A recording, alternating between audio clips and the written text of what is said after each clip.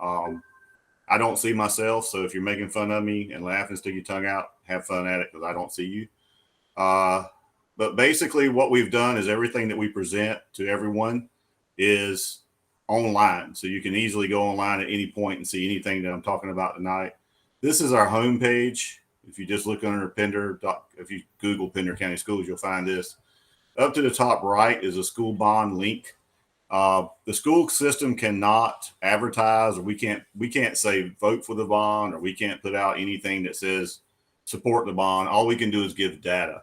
But PEP, which is the Pender County Education Partnership, they provide, that's an association that's kind of like a PTA for the whole district, I guess. And their main function is to provide grants for teachers, and they provide scholarships for seniors. And they just raise money all year for that, except there in Florence, where they gave us checks to help teachers who are basically struggling to recover their homes in floods and things like that. So they've been super helpful, super successful in what they've been doing. They're growing every year. They actually recently got involved with some documentaries and stuff that supported the history of education in Pender County. So the group is really growing. I think they've been around almost 10 years now. But real fast, if you click on the school bond link, and you guys, that's what I'm saying, you don't really have to take notes. All this is online. You'll see that there is a page here that's full of data. And basically what it does is it talks about all the meetings that have happened up to this point. One thing you need to know is that basically school bonds are not controlled by the school, the Board of Education. And of course, while I'm there, before I even get going, do we have any Board of Ed members on this evening? They usually attend these meetings, but this is the first virtual. So I'm not sure they could make it this afternoon. But I'm here, Dr. Hill. Oh. This is Beth Burns. Hey, Miss Burns. Hey. So you want to introduce yourself real fast and tell them who you are? Hi, I'm Beth Burns. I'm the District 2 representative on the board. I'm also the vice chair this year. And my district goes all the way from Maple Hill down to the northern part of Hampstead and over into the island. One of the most, crowded schools, but one part of the most crowded part of Pender County schools that we have. So this bond is kind of near and dear to my heart.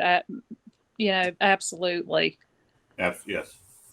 Anyone else from the board on, or a county commissioner possibly? If anybody sees them pop up, please kind of let me know, and I'll pause and let them introduce themselves. And Ms. Burns, anywhere along the way you want to throw something in, please feel free to.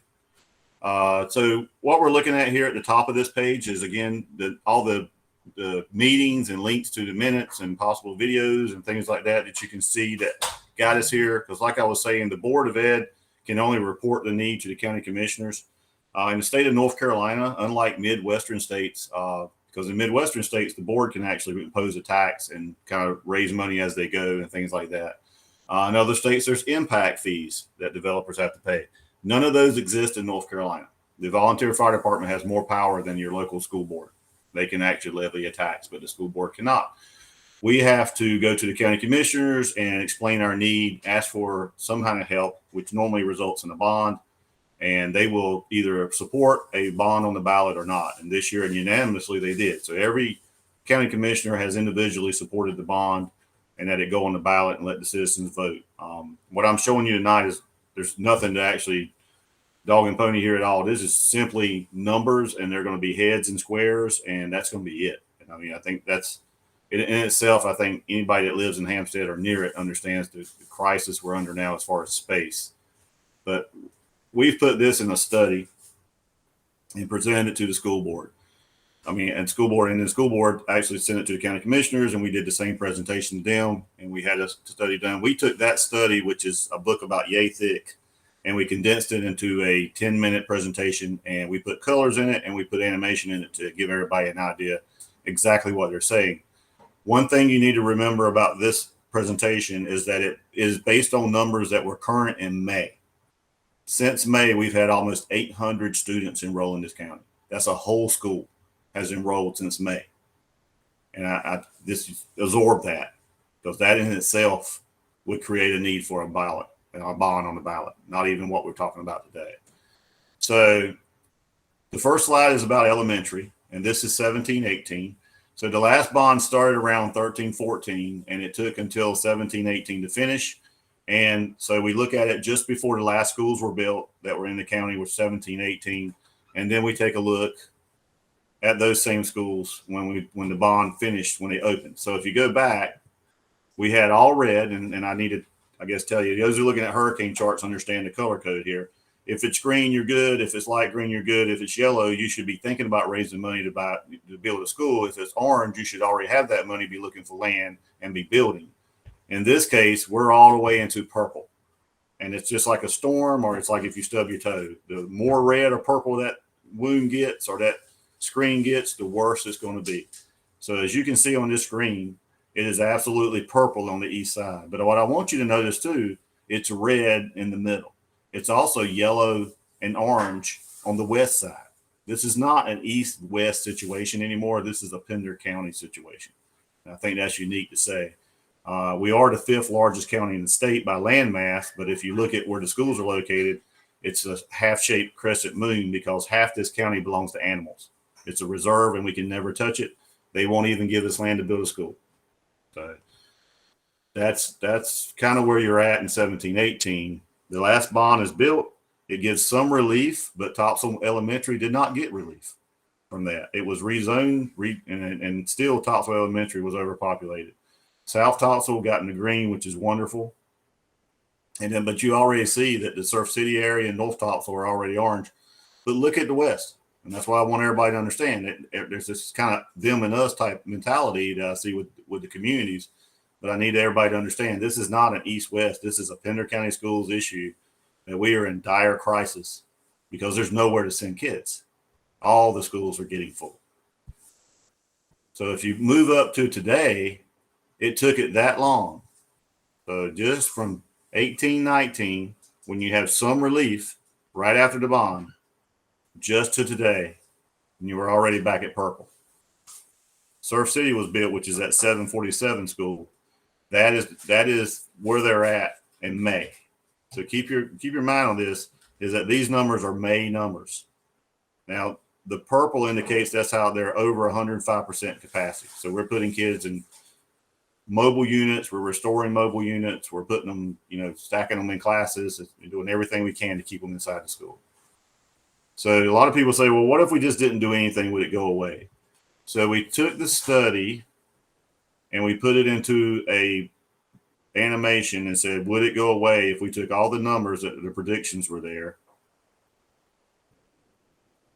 And basically what you're looking at is no, it doesn't go away. You can't stick your head in the sand and hope this just solves itself. So elementary is a major issue in this county. But what you got to think about is your kids are not always going to be, as much as we want them to, they're not always going to be elementary cute kids. They are consistently growing and maturing and moving up. So what we're building for, if you're in your upper elementary or lower middle, we're building a school for you now. But you've got to build a high school for those kids now, because you don't build a school in 6 months. You build a school in 2.5 years. And I will show you basically what that looks like on a timeline, which is all available online. So this is elementary. So if we look at middle, a lot less middle schools because it's kind of a pyramid. You have smaller schools and they build up to larger schools. And so obviously Topsail Middle School has an issue. At the top of the screen, the school is actually rated for 745 students. They have over 1,000 students that are on that campus in 17-18.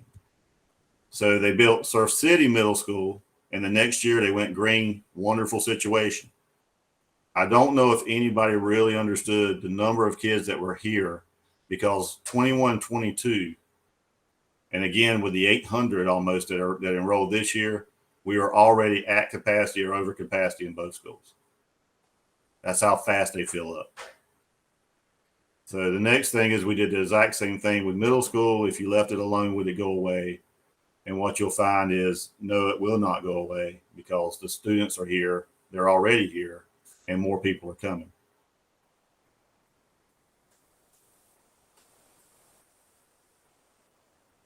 So we need to see greens and yellows, and we're seeing too many reds and oranges. So if we look at high school 17-18 did not get any additions from the last bond. mainly because it's just hard to afford to build a high school. A high school in itself would double this bond and more than double this bond, because high schools are extremely expensive based on all the facility needs and how big everything has to be. So in 1819, the year after that, nothing happened, obviously. But what I do want you to look at here, and I only require you to remember this for the test. Nothing changed. You're going to see this only grow. The numbers are only growing because nothing was built. But I do want you to pay attention to this animation and look at this school right here, Topsail High School, and just look at the number, the projected number, and what year those projected numbers are. That's the only number I'll ask you to remember as we move away from the presentation.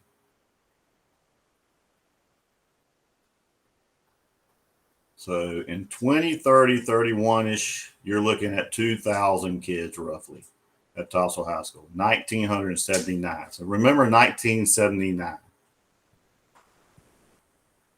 So what are we going to do to fix this? There is no magic fix. You really need to build about 5 schools right now, but nobody's going to pass a bond that large. That's not going to happen. And you cannot wait and think they're going to make a bigger bond, because every year you're getting a 6 to 7 to 8% increase in the cost to build, and you'd never keep up with it. So you need to start now and build, and then you need another bond later and build, and you need another bond later. But it's a difficult situation for that. If you just think it's like your house, you don't just get the money and then it says it's 5% interest and you just pay 5% interest. It's compound interest. But if you only borrow enough, what you need to start with, and you keep paying on that, you never actually pay on the whole amount. And that's how bonds work. And that is a smart way of doing money, because normally they get a pretty good rate and they normally pay as they go, and they never actually pay the interest on the full amount. And so that's how that works. And so waiting and hoping you get a bigger bond to do more is absolutely not a factual strategy here. You'll actually never, ever wait long enough, because inflation will actually override, and your taxes will be so high you wouldn't imagine living here, because I would probably have to sell. But the way we looked at it was, what's the most economical way that we could get a bond passed? And we trimmed this bond down where the county commissioners thought that they could absorb it and the county could actually vote for it. And the way we did that was build a huge, and this is the school we looked at is actually a Charlotte-sized high school. Our middle school, I'm sorry, I apologize, a middle school. So you're looking at a 1,200 student middle school being built somewhere towards the Wilmington line, because we already have a middle school towards the Jacksonville line. So the idea is to sprinkle out your elementaries, adding that 800 elementary, rezone those so that parents only have to move a little bit, and the ones that do actually move more towards driving towards Wilmington, which is where a majority of our folks drive. So it would be less of a burden on our families. That pulls our kids apart and gives some relief to our elementaries. We almost double the size of the middle school. So those kids get to go there, and then they come back to a high school. Well, how's the high school going to absorb those extra students? Great question for those of you who asked. Luckily, Topsail Middle School used to be a high school. So if you put $22 million in it, it can be renovated to be a 9th grade building. And that in itself is a great transition year for them to be there. They'll have everything they ever had as a 9th grader. They're taking nothing away from them. Sports, everything, every class, everything. It is just a California campus where they absorb that building into their campus, and we now have space to carry us on to the next 7 or 8 or 9 years. Additionally, if you remember those color codes, you saw that it is not just the East schools that are actually over capacity, but it's also Rocky Point area. So Rocky Point is going to need to have a wing built onto it to take care of those kids that are going there. But additionally, there's almost 700 houses being built in Rocky Point. And so that in itself will fill that school up. So we need that. And then we start improving Burgall, because that's one of the clicks down the road. But Burgall still has the original cafeteria. So we're starting to make improvements to that school, because their growth is going to start taking off, because everything is building towards that area, because you've hit a roadblock going south. North is full. You've hit a roadblock going south, and it's just pushing west at this point. And I mean, that's just where it's going. So we're preparing for what's going there. Facility wise, we can't keep up anymore if we don't build some support services buildings and things like that. This building that you're looking at in the middle of the screen, it's blue. is actually your bus garage. It services over 100 plus yellow buses that drive over 1 million miles a year. Those yellow buses, not counting, the whatever 20, 30, 40, 50 white buses we have, but the yellow buses themselves, over 1 million miles a year, and the new ones will not even fit in the building. They actually stick out and we can't close the door. So we're at a point now where we have to upgrade to keep up with what's going on in this system.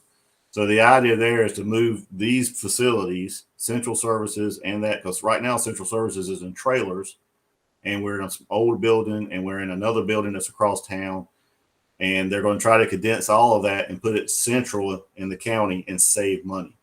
Because just like your household, the state gives us an allowance, gives the school system an allowance, and if you overspend, then you just got to cut somewhere else. Like gas prices went up, the school system had to not fund some things because they had to spend $300,000 in fuel prices that went up, because we locked in like everybody else did, and when they went up, we had to figure out how to pay for them.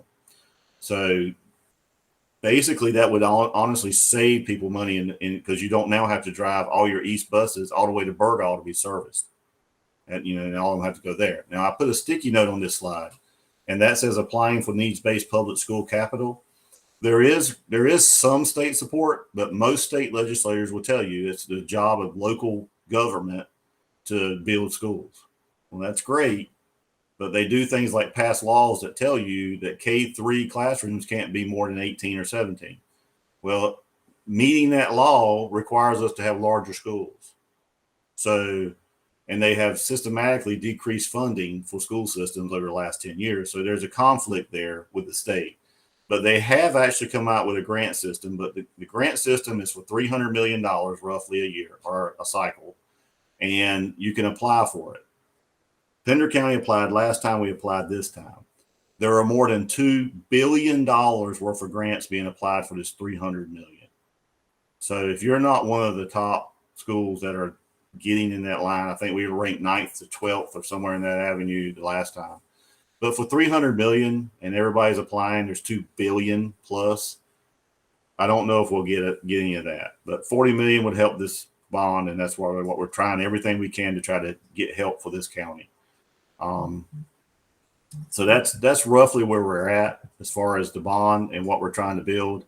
This is not going to solve all our problems, but it will buy us, 5 to 7 or 8 years until the next bond that you'll need to be looking at, because just like Wake County, you can only apply for a bond on an even number of years, so every 2 years. Wake County has a bond going every 2 years. Boom, boom, boom, boom, boom. Charlotte, and they always pass there because there's such a need. We are a mini version. Like I said earlier, you're tied with Charlotte with growth. This county, this area is tied constantly as a top 5 most growing community in the state of North Carolina. And so we need to start acting that way. And this is one of the ways we're going to have to do that, is actually try to provide for our students. People ask me what would happen if we don't pass the bond. Then you're going to have to start redistricting every year, if not at least every other year. And as that half moon that I talked about earlier, you're going to have to actually start. So we would take probably 200 or more kids, and they would have to start going west. And those kids that are in those schools would have to start going west until we reach West Pender. And then at that point, you bought yourself 3 or 4 years. But now you've got your kids that are in Topsail Highs now, who are now taken out of Topsail High, maybe their last year or two. And now they're being transferred, and they're riding, some of them be riding over an hour one way, because that is the only answer. So if you don't build, then you're going to have to absorb some very hard realities. Is kind of where it's at right now. The numbers are just there. So that presentation is here that I just showed you. Now, the one thing I ask you to remember is, where are we at today? Because the presentation said a little over 1,900 students, 1979 in 2030-31. This is a live counter that we keep. It'll take a minute to populate because it is live. We take roll every day, and we post it up here for the public to see. And again, look at these numbers. Look how close they are to getting to that orange where you should be building.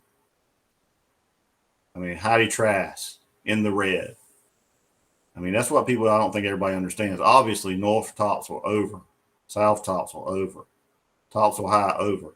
But remember that number? That number was a little over 1900, and it was going to take all the way to 2031 to get there. Guys, that was an underestimate. In just a couple of months, we're already at 1783 at Topsville High School. And I just want the public to understand that there are kids that are here, that we're in triage mode. We're not planning for the developers. We're not planning for what's coming. We're responding to what's sitting right now in our classrooms. And so that's what this is all about. So this is available to anybody that wants to see it. I mean, it's every day we're taking roll and we're posting it here, and it generates, it populates automatically. And these numbers are aligned. They tell you what they're aligned to down here. And this is based off of a study. As a district, this is your capacity for the buildings. This is where you're at today. I don't think there's an argument. I don't see how you can make an argument that this is not a need. So, but people have, and we've posted every question that we get here, basically, why, what, when. So anything that you give us, somebody the other day asked about the interest. The interest is compound interest. We put the amortization chart up there because when you apply to the state when you apply for a bond, you have to give them a scenario. The county does. So the county picked 5%, which is a logical percentage to pick this day and age.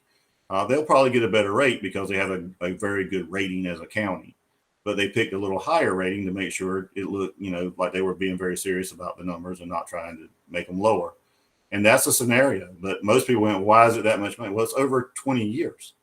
So like I said earlier, if you're paying on it as you go, it will not be as much as it says. But if you just borrow it all and pay that percentage, then yes, it's going to be that. But look at your house. It is compound interest. It's the same loan basically you're getting on your house. And there's no way around it because there's no other source of funding other than local government. And they have to pass a bond to make the money to do that. If not, the other option is, and I'm hoping that there might be a board member on here who knows more about this than me, but the only other option is to raise taxes. A bond does it over years. Taxes are immediate because they have to raise enough money to build a school now. So you could see, what I understand is Mr. George, are you on? I don't think he's on, but he does a really good job explaining that the bond gives you a nickel to a dime increase on your property per 100. But if they had to raise enough taxes to build now because the bond doesn't pass, it could be a 50, 60 cent raise, which I couldn't absorb. That would just be tremendous. And that would be tremendous on a lot of people. So this actually is the softer, better way to try to build for the future of this county and the kids. So that's the enrollment numbers today. The budget breakdown is here. It shows you where every dollar is going. You saw it in slides. This tells you where every dollar is going, how it's being spent. And then the handouts here, the timeline, a lot of people want to know about the timeline. We put this up here. It's hard to read. You got to blow it up, print one out, get some glasses like I do. But basically, this is if you blow this up, this is your K-5 elementary and 6-8. This is the big deal as far as giving you some relief on Highway 17. So if the bond passes, what you're looking at is 22 pass will be immediately into 23. Construction moving in August of 2025. But a lot of people want to know that. And then you'll move all those kids down there and you'll start rebuilding Topsville Middle, which is this next line item right here. And then it turns into occupation of 26 that the high school gets that. So as those kids are actually getting out of middle school, they're actually entering into that new building, getting ready for them, because that will be the wave. Because to add on to what's already happening in Pender County is COVID. And you don't have to be 5 years old or 6 years old. By law, you can be 7 years old before you enter kindergarten. So a lot of the families decided during COVID to hold their child back. So across the United States, there is a massive wave that is, compounding our problem here, but there's a massive wave of students that are coming through. So hopefully we'll be ready for them as they enter these classes and these classes. And that's where we're at. That's the idea, is to be prepared for that. it's the most economical way of doing it, and it's the most, efficient way of doing it. So at this time, I'll kind of decrease, and you guys can ask me anything you want. If you've got good questions, we'll put them up here. I mean, things we haven't answered already. And other than that, these are the dates that you need to be looking at that are coming up. So I'm open for questions.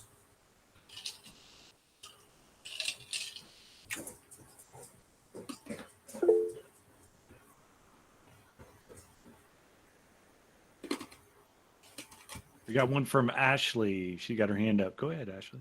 Yeah, go ahead and talk. There's not that many others. Okay, hi. So you know me, you know my emails. I would like to know, so Topsail Middle School is not going to be renovated until 2026, you just said. What's going to be done about all of the issues that we're currently facing? The mold, the CO2, the HVAC. That's all paid for out of capital. So there's two kinds of funding. The bond is actually for physically wall building. But interior of the wall, once the building is built, is something called capital, which is also assigned to us by the county commissioners. So everything we're doing, which is the testing and anything that they recommend, they say do it, we do it. They recommend do it, we do it. All of that is actually out of capital, and that money is available now. So that's what we're doing. And the evaluation by which is Cheatham, which the final reports due this coming board meeting in October. So we'll start actually doing everything and anything that we can possibly do that they say, and we're starting at Topsail Middle School.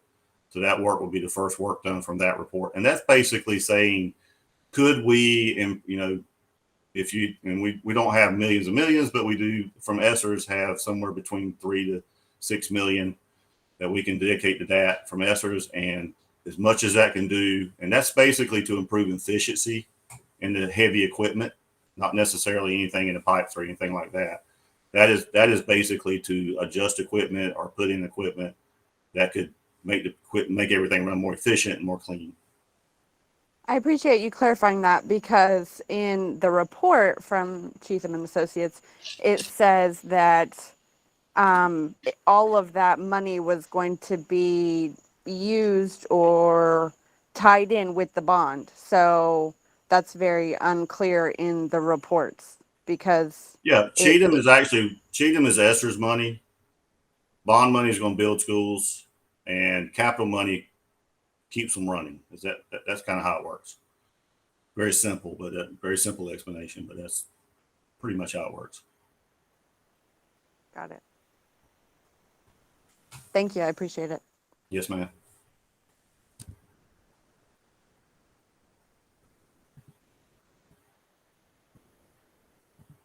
Are there any more questions? I'm looking for you guys. There you are. Ms. Burns, you got anything to add? Did I cover everything? You've been to 2 or 3 of these things with me. Did we miss anything? No, you didn't miss a thing. The only thing that I usually reiterate is teacher retention and recruitment. When you have, I think Mr. George last night when we were over at Surf City Middle was talking about, what was it, an English 4 class? Was standing room only over at Topsail High. When you have that many students in a classroom, I've said it once and I'll say it again, your teachers are not able to truly do their job or to do it to the best of their capabilities, because they're taking care. You know how it is when you get a lot of people in one room. They're going to talk. There's going to be other things going on. It's going to be very hard for an instructor to hold their attention. And especially when you've got students who are standing up in the back because you don't have enough desks for them. If I were a teacher who were interviewing with Pender County Schools right now and ask, how many kids do you have and how many kids am I going to have in my classroom? It's really hard to recruit teachers whenever you're telling them how many kids they're going to have. So it's like I said, this is really near and dear to my heart. I think that we need to do everything that we can to reduce classroom size in this county. And right now, the only means we have to do that is to pass this bond and get another school and to add on to our other schools. That's all I have. I mean, it's like you said, it's pretty self-explanatory.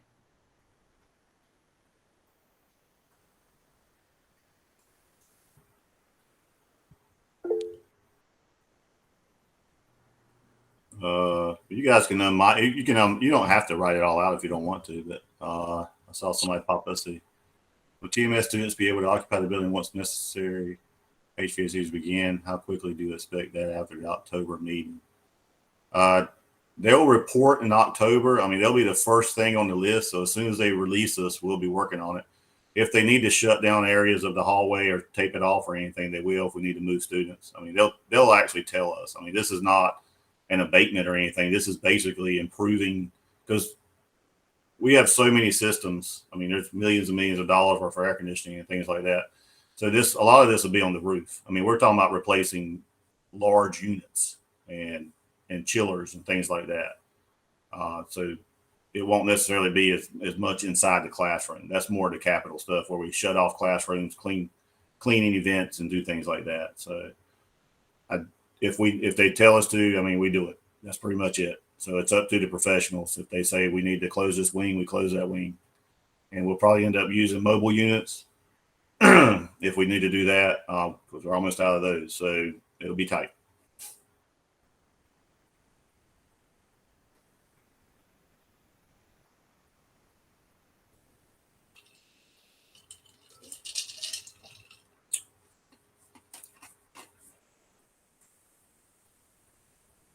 All right, Mr. Lawrence, if you'll, I mean, I appreciate the time. If anybody has any questions, they're free to, just text them out or email them in or whatever. We'll be glad to answer them.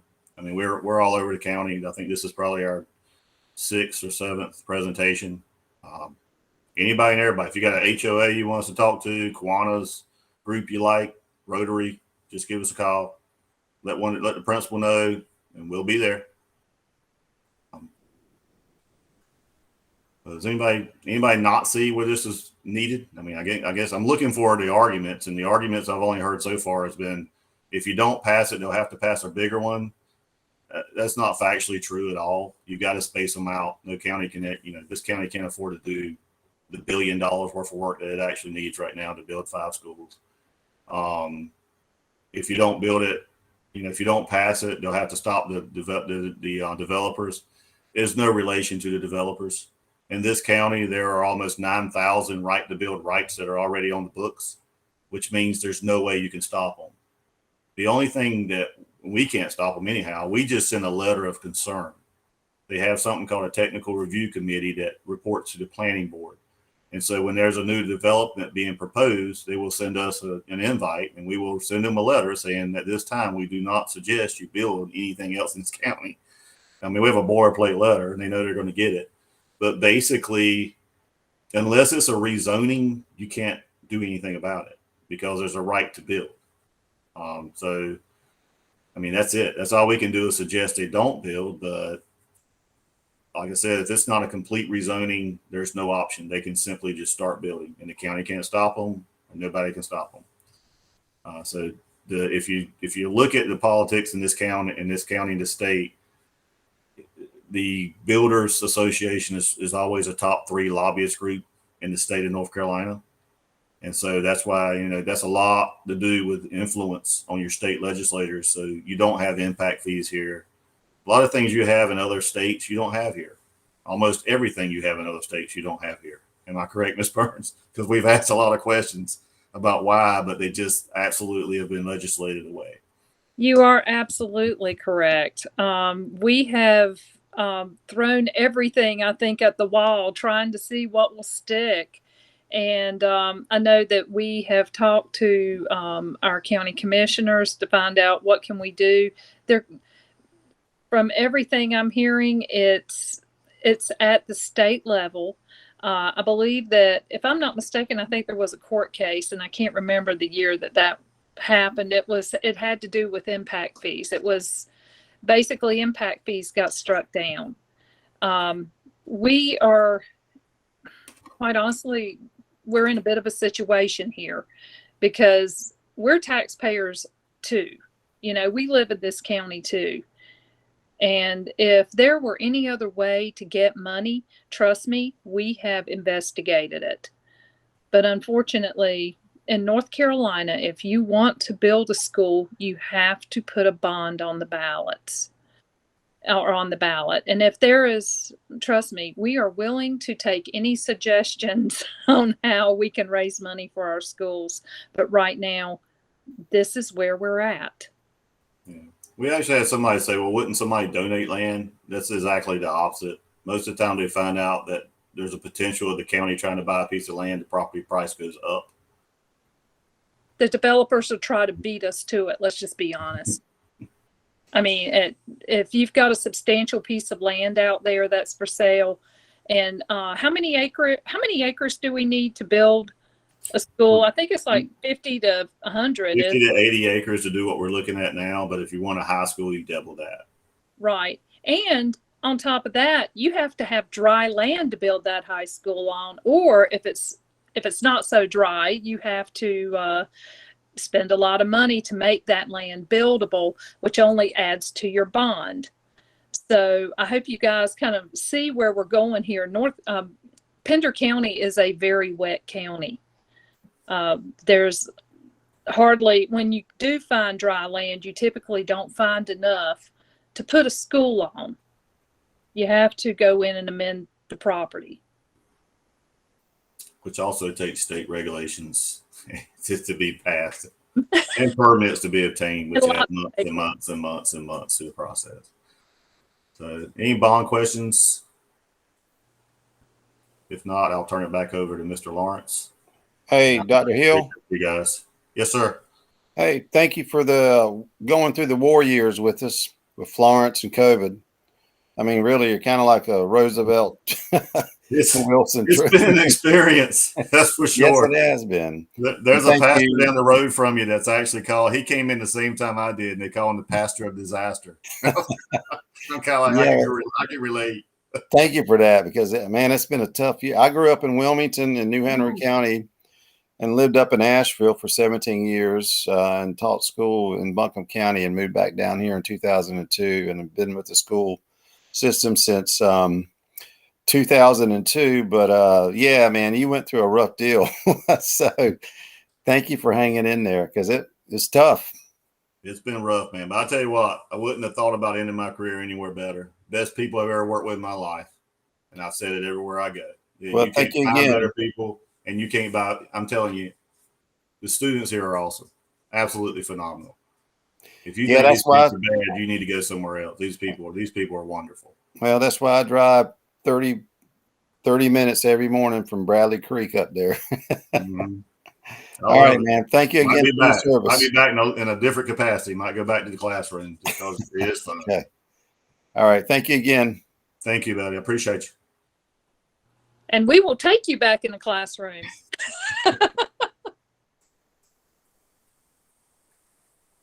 All right, Mr. Lawrence, we'll turn it back over to you. Yes, sir. Thank you, Dr. Hill. Thank you, Ms. Burns. We appreciate your guys' attendance this evening. Ms. Reeves, I know not everybody is accustomed to our virtual meetings, but this seems to be a way of passage for us since the March of 2020. Especially Ashley and Bobby that have been with me through the pandemic. We transitioned seamlessly to being virtual meetings, and we seem to kind of master that. And I know many of you have busy lives outside of school, so we appreciate you guys taking the time to be with us, once a month during our PTO meeting. So thank you guys for that. Ms. Reeves, I didn't have anything tonight for PAC. Did you guys want to go ahead and get started with PTO? Yep. Yeah, okay. We're ready to get started. So officially calling the Topsail Middle School PTO meeting to order Wednesday, September 21st at 7:42 p.m. All right. First item of business, I'm handing the floor over to Bobby, our treasurer. The first thing that we need to do as a board, as a PTO this year, is to vote on and approve our budget. So Bobby's going to take us through the budget, and we'll have any discussion as needed. So Bobby, all yours. Awesome. Thank you. That can everybody see it? Yes. Okay, great. Sometimes my GE firewall gets in the way. Okay, so here is the proposal. And what I did just as a reference for folks who might be seeing this for the first time is to show what we did